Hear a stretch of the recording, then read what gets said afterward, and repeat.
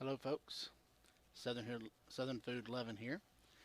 This is a video we're going to shoot today. It's going to be about basically deboning a chicken, and we're going to stuff it with Boudin. As you can see, I have a package here called rice dressing, which is the same here in Louisiana for Boudin. Uh, Eventually, one day I will make my own Boudin from scratch and show you how to do that. But for right now, we're just going to start with a pre-made package here already, ready for us to go. When you start to debone a chicken, you really want to have a very sharp knife. The first time I tried to shoot this video, my knife broke, so I had to go out and buy a new one. And so anyway, you want to make sure you have a very sharp knife. You want to go on the side of the chicken, just like I have done in the video here. You want to find the first joint to the wing there, and kind of go right through it. It's not going to be hard at all. If you find the right grooves, you want to cut right through it. There's not going to be any kind of bone you have to cut. Just got to basically cut a little tendon and some tissue there to get around the actual bone itself.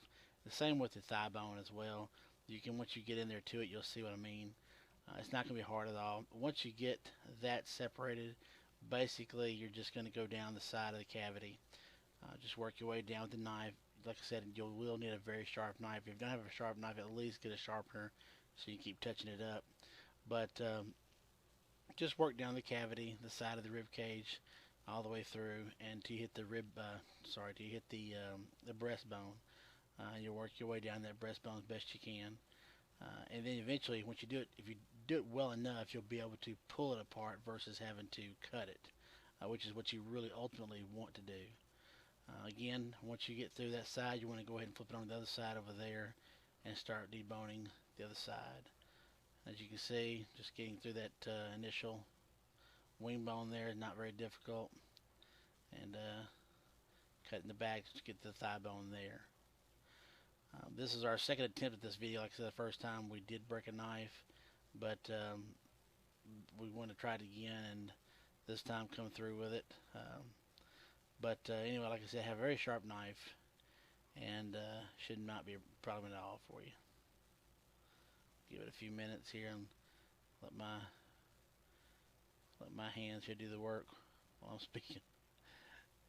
As you can see, you just kind of want to go along the bone there. And you will catch the wishbone. Some people cut around the wishbone. Some people leave it inside. Some people go ahead and fillet it with the wishbone still attached to the breast. And then once it's all said and done, they go ahead and cut it out the end. You can do it either way. It's not that big of a deal. As you can see, my knife here, I am on the breastbone now, cutting it to the very top. And once, like I said, once you get up there enough, you'll be able to pull it. I still have more meat to trim out though before I'm able to pull it out. I kind of start a little early, I believe, here, and I start losing some meat. So I go back and get another couple of chops at it. Here in a minute, you'll see that. Alright, now we are just learning to make these videos. Bear with us here, we will get better at them. This is just really our second video we've made. So if you'll bear with me, we will get better. As you can see, I was able to pull it off with no problem there. I'm going to go back and I'm going to clean it up. There's some of that, some little gristle there, and some tendon I'm going to remove. But you want it basically clean as you can, because what you're doing is you're trying to ultimately get it to where you can basically just cut through the chicken with no bone at all, and just cut through and go ahead and eat. So you want to make sure you've got all that cleaned out the best you can. You don't want anybody biting into gristle, biting into fragments of bone or something like that. So you want to go ahead and make sure you thoroughly handle the meat or the chicken to make sure there is no other loose pieces in there. And it just takes a few extra minutes, and you really want to be careful and be cautious of it. So as you can see, I've already the main carcass taken out. I have the wings still on and the legs still on, and the thighs. So what I'm going to do is I'm going to actually go ahead and take the wings off, since one of them is broken. Now normally I would leave the wings on. I do like to have the wings on. It makes for a better presentation, in my opinion. And I like having the drumsticks on. The drumsticks allow for a better presentation as well. If you're just looking to stuff this yourself and to just have it just for yourself with nobody else watching, no family reunion, nothing like that, well then you can debone the entire thing, and it's a lot easier to sew up. But what I'm doing right now is I'm removing the thigh bone. Once you get once you start seeing the bone, just kind of work your way around both sides, and work your way up to the joint there, and it'll come right out just like everything else it has so far. But if you're looking to be for presentation, if you're looking to show something real pretty, or have a chicken once you've stuffed it, have it look back to normal, then you want to probably leave in the leg bone, the drumstick, but you definitely want to still remove the thigh bone there. Okay. If you want to keep, like I said, full chicken, you want to keep the wings in as well. When I bought this one, I did not realize that the wing tip was off the other one, the other side of it. But as you can see, right there, it's not hard to remove that thigh bone from it. Just kind of work your way down, and then you work right through there. See, as you can see, I didn't cut the bone at all. Just went through the tendon in there, the connective tissues, and everything was great. And again, cleaning up any kind of gristle that I missed. You definitely want to make sure you really get all that done. I was sorry. Ugh. That was actually a rib bone right there. For some reason, I did cut the rib bone there. But again, that's the benefit of having a sharp knife. It's easy to clean it up once you get in there to it. All right, that's one thigh out, and it left a little crater, but I'll show you how to fill that later on with the video. Okay, let me start on the other thigh now. Basically the exact same process. You're just going to cut down till you see the bone, and then you're going to start working on both sides until you can get it cut out. Any size chicken will do. A nice fryer is very well. It's a bigger chicken. That's what you really would like to have. Is a bigger chicken. The bigger chickens make for better stuffing. It just gives you more meat to wrap around it, and it makes for a better presentation. Like I said, if you're looking just for your family to have a little nice little dinner, try something different, well then you can buy a small chicken. It's fine. Put some, and of course your stuffing can be anything. It can be a rice dressing. It can be dressing, cornbread dressing, anything you want really. Um, I've seen chicken stuffed with the sausage and beef. I mean, it just depends on what you want to put in there. One day I will do a turducken, which would be basically a turkey stuffed with a duck stuffed with a chicken, and they're all boneless. So I'm going to do that one day here. I'll show you how to do that as well. There's tons of videos out there already. We'll put a little, see if we can't put a little spin on it for you. I've seen a lot of turduckens that are stuffed with dressing and so forth, but I haven't really looked for any stuff with boudin, which I would like to see. But anyway, yeah, as you can see, I've taken the wings off because of that one being already removed, and I just kind of want mine to be symmetrical, make sure everything's lined up, same on both sides, and it's very easy to take apart the wing bone. As you can see, if you see right here, I've already done one of them. So what we're going to do is cut through the bone there, and once you get it out, you just kind of work your way down the meat, and eventually it'll just pull out the weight of the chicken. Once you get enough of that bone where you can actually hold, as you can see, once I get enough I can hold, I start just pulling around it like that, and then it just kind of lifts up on the chicken itself, and it'll basically just pull right on free. There, see, it just come right, there you go, and just pull it right on out. And then you can kind of fix it by going back through there and kind of pushing it back out. You can see that's where it used to be, just like that. Alright, with both thigh bones out and both wing bones out, basically what you have there is your working surface, just like that. There it is. And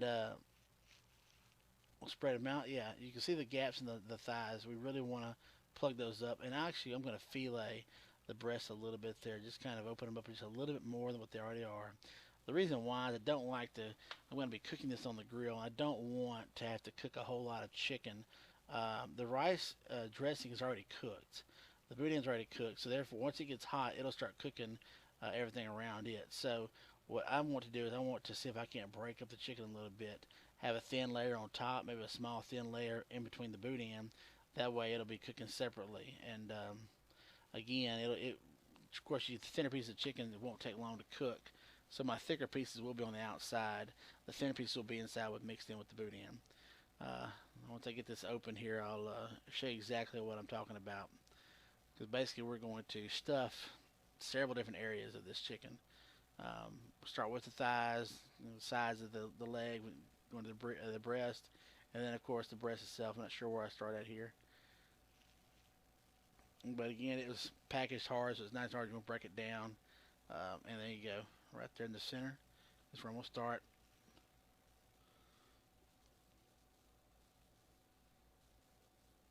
Just breaking it down, just kind of make sure it's all crumbly there. I'm packing it into the thighs. Kind of want to fill that hole up just so it's more natural. Pretend there's something there. So trying to get it to be as natural as you can. Now fold that breast back over.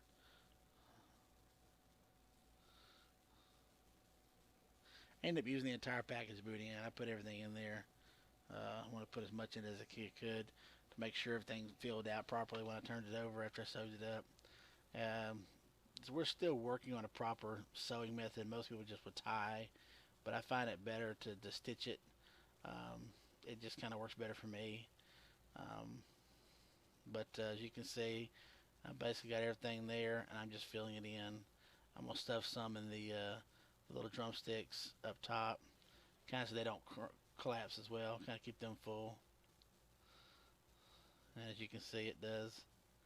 It does look a little weird, but yeah, got some in there, and I put some in the other one as well. That definitely does add to the presentation, as you'll see here in a little bit. Alright, and this rice does make a little bit of a mess, but again, like I said, all you're going to do is just keep it crumbled, put it on there, get it all packed in, and then get ready to start putting it together.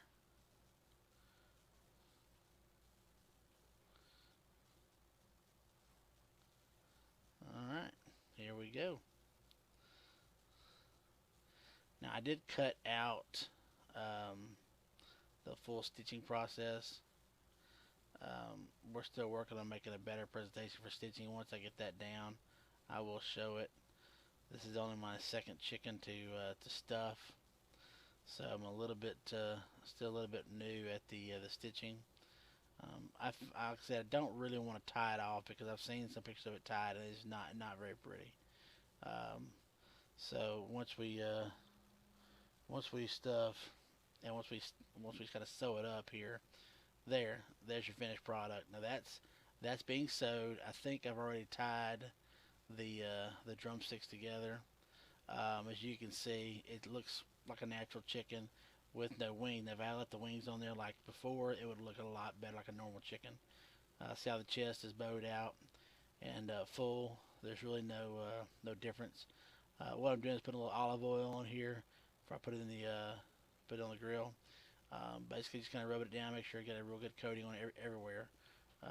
You want to be able to have something there to kind of give the skin a little crisp, and also helps the seasoning to attach very well.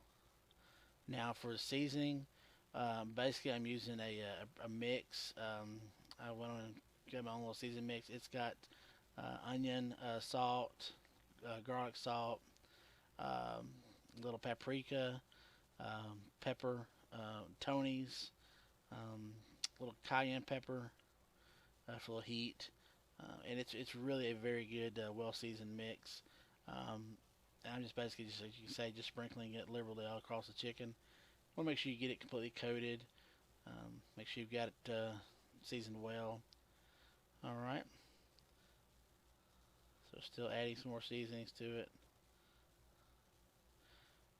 Again, you can put whatever you want to on it. It's up to you, whatever you personally like. You like salt and pepper. Salt and pepper is definitely a winner. You cannot go wrong with that. Okay. I've got the legs tied to keep them together, and everything should be ready to put it on the grill. I've got a little cast iron skillet that I'm going to set it in, and once I get there, we putting it on the grill, and it's going to cook for about 375, 400, around that area, for about an hour. You definitely want to keep monitoring it. Again, this is our video here that's kind of upside down on us. We are working on getting this better done. I have another video that's the same situation. Um, but anyway, we are going to get better done. This is after an hour and I think 15 minutes, hour and 30 minutes in the in the grill. It's an Acorn cooker. I had to put another something underneath it to keep from burning the bottom because that cast iron did get hot. I put another pan underneath it to keep from getting sticks, keep from burning itself. And some of it did still kind of stick. I was hoping it wouldn't, but it did. Anyway, I'm going to go ahead and cut it. As you can see, I let it sit for just a little bit, let it cool off before, and there it is. I hope we got a better picture than that, but I guess we didn't. But as you can see, the chicken's done, boudin's done. It cut clean. Once you it's a matter of just cutting slices now. You can eat from the back legs all the way up to the very tip is boneless, and just cut off slices, and it'll make great time for a party. Please follow us at www.southernfood11.com, and please like our channel. We hope to bring you a lot more videos. Again, we're still working on our presentation. We definitely will get